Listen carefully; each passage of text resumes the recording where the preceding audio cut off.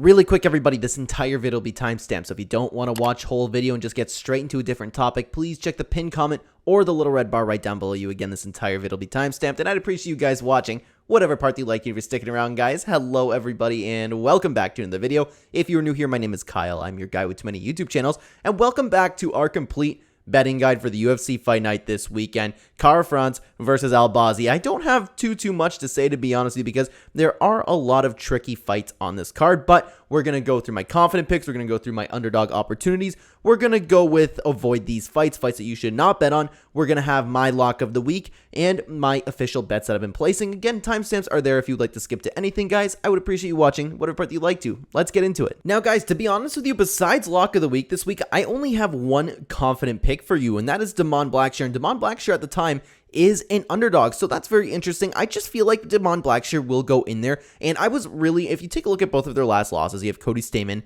versus Farid Basharat. Now, Cody Stamann is a little bit hit or miss. He's had his own win streaks, you know what I mean? He's done very well, a very nice staple veteran in the bantamweight division.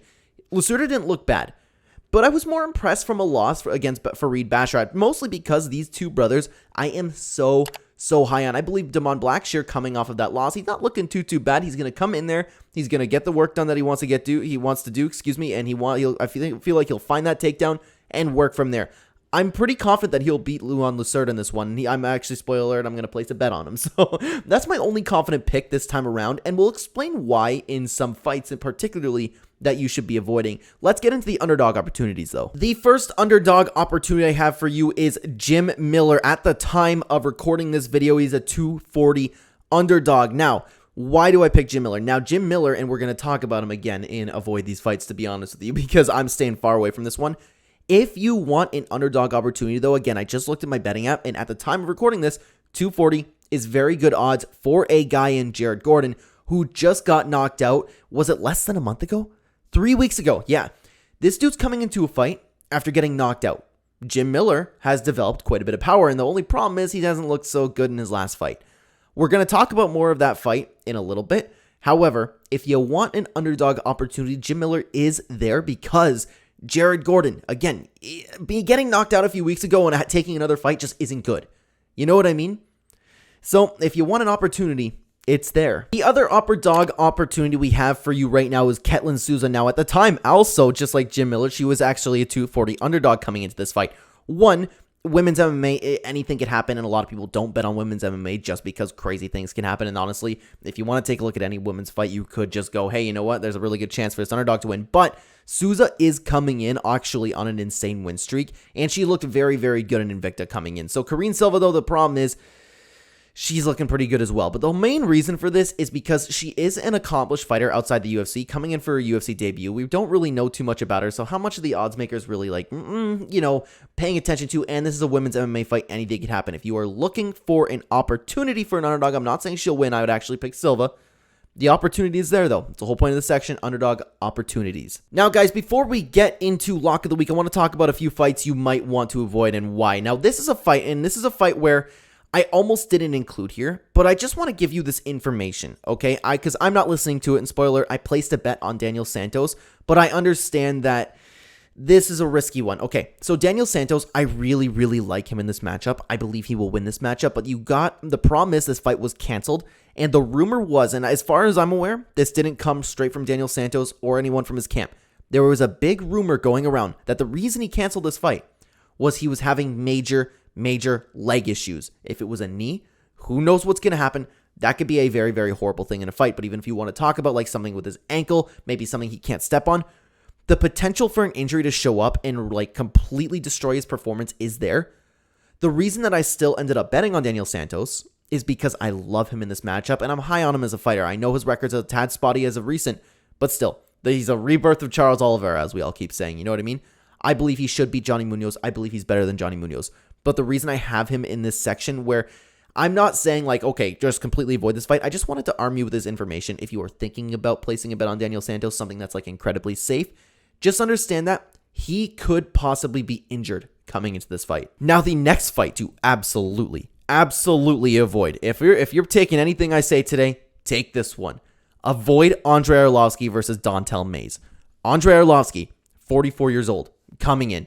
way past his prime, okay? Now hasn't looked like the same guy. We've been waiting for the day where Andrei Arlovski gets chinned and gets put away. That happened in his last fight. While he lost by submission, he got chinned before that, and we could finally have seen the performance where Andrei Arlovski starts to look human again. You know what I mean? He was on an insane win streak, looked great, but that day might be here where Andrei Arlovski goes out bad. I'm not saying it is here. Maybe he just got chinned. Maybe it just happened. But we might see the big decline of Andrei Arlovski. He's fighting someone in Don'Tale Mayes who is in his prime and has insane power. The reason why I say stay away from this fight, literally if this was any other heavyweight, I'd be all over him, possibly as lock. Lock of the week, okay? But Don'Tale Mayes is coming off of such a piss-poor performance against Augusto Sakai where he did absolutely nothing. I'm not kidding. It was one of the most boring fights I've ever seen. Absolutely nothing. He has always been very hesitant to throw, but he has insane power. So if he connects, he can put Arlovski out. Arlovski, on the other hand, we don't know what's going on with his 44 years old, and we don't know how he's recovered from 6 months ago from getting absolutely chinned. This fight, I have no clue what's going to happen. The odds kind of show that, and I will never place a bet on this fight. I suggest you stay away from it. Anybody could win this fight. We could see Don'Tale Mayes come in, do nothing, Arlovski pieces him up, or we could see Don'Tale Mayes actually throw a punch and knock out Arlovski. Stay away from this fight. 100%. Now, the last fight I think you should avoid, we're going to talk about Jim Miller versus Jared Gordon again. Like I said, Jim Miller is an underdog opportunity. However, Jim Miller, like I was just talking about Andrei Arlovski, actually, we've been waiting for the day where Jim Miller's age really starts to show, and it showed big time in his last fight. Alexander Hernandez, you never know what kind of guy's going to show up. I understand he could come and be like ridiculously aggressive. Maybe it was just a bad night for Jim Miller, but the reason I stay away from this fight is because Jim Miller, he looked so bad and so behind and so old in his previous fight. I'm not so sure if this guy who got the same 3 wins and looked amazing is there anymore. He's 39. He's been battling Lyme. Who knows what kind of Jim Miller is going to show up. I feel like no matter what Jim Miller shows up here, we will understand where he is at his point in his career. Maybe he's done at this point. Maybe he's ready to keep going. Maybe that was just a bad night he had. That's why I'm saying stay away from this fight. And on top of that, if Jim Miller was fighting somebody else, I'd be like, you know what? You might want to bet against Jim Miller. But he's fighting Jared Gordon. Like we said in the Underdog Opportunities section, he got knocked out 3 weeks ago. Jim Miller has developed a very, very nice straight right. He's developed very nice power in these 3 wins that he got over here. Jared Gordon, a guy who just got knocked out 3 weeks ago, could just very well get knocked out again. We don't know which of each fighter is going to show up here, and that's why I'm staying far away from this fight. I don't know who's going to win. We don't know if Gordon's going to show up okay. We don't know if Miller's going to show up okay. So, guys, stay away from these fights. Let's move on to lock of the week. Now, guys, my lock of the week is Alex Caceres. This is my lock of the week. I don't do like a bunch of other YouTubers do. I don't pick an underdog. I pick with almost just about as 100% certainty as I can get on a fighter that I truthfully believe is going to win, and I believe Alex Caceres is that guy on this card. Alex Caceres I've been talking about in my full card breakdown, he has had a career resurgence. He's looked fantastic aside from one hiccup. I am all over the Alex Caceres train. Every single time we see this guy show up, he's been looking better and better and better, and I believe we're going to see that again. Plus, stylistically, a guy who's very durable, a guy who's so very elusive, fighting a guy like Daniel Pineda, a guy who's coming in with just one style where it's, okay, I have a huge problem with the gas tank. I'm going to come here, I'm going to give all I have for you, and even if he does come out there and just absolutely storm Alex Caceres, I believe Alex Caceres, one, is durable enough to take it before Daniel Pineda gasses out. 37 years old, has had some issues in his life on top of that. I don't like that, but he did look good in his last fight. That's a thing, but Caceres could catch him with some weird shot. He's very elusive, very accurate, very, very tricky striking, and I believe with Daniel Pineda coming in and having one game plan, this fight is almost set up for him to lose. I am very, very confident in Alex Caceres, and Alex Caceres is my lock of the week for this week. All right, guys, now let's move into the section of my official bets. I don't know what was going on with Betway this week. I could not, and there wasn't anything available for me to bet on rounds. Perhaps I would have bet a little bit more. I would have bet on like women's fights to go like over 1.5 rounds, for example, like that. But it just wasn't available for this week. I have no clue why. However, the first bet that I did place was Alex Caceres, my lock of the week, along with the fight with Elise Reed and Jin Yu Frey, having the fight go the distance. Now, when it comes to women's fights, one of these girls did have like a decent amount of finishes on a record, so the possibility is always there.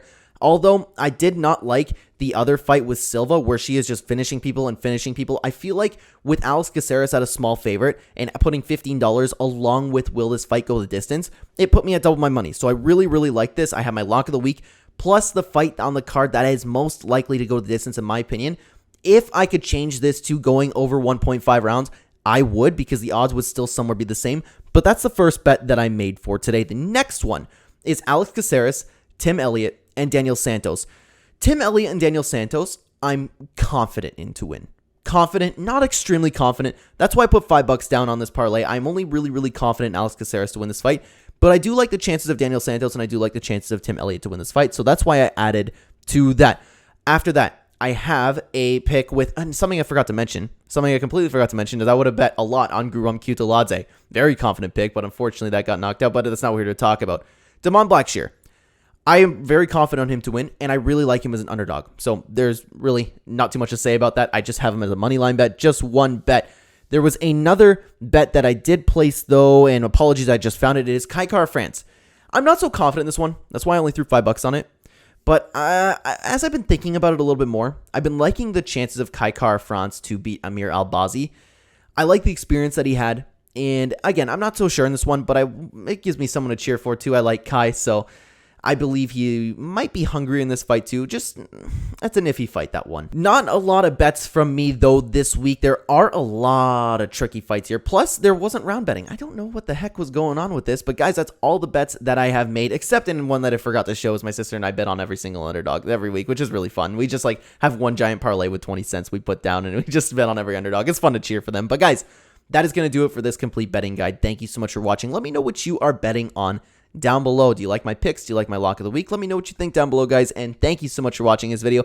If you would like to continue watching the Clenbat channel, there will be 2 videos on screen for you to check out. Check them out. They're pretty great, guys. I will see you there. Take care.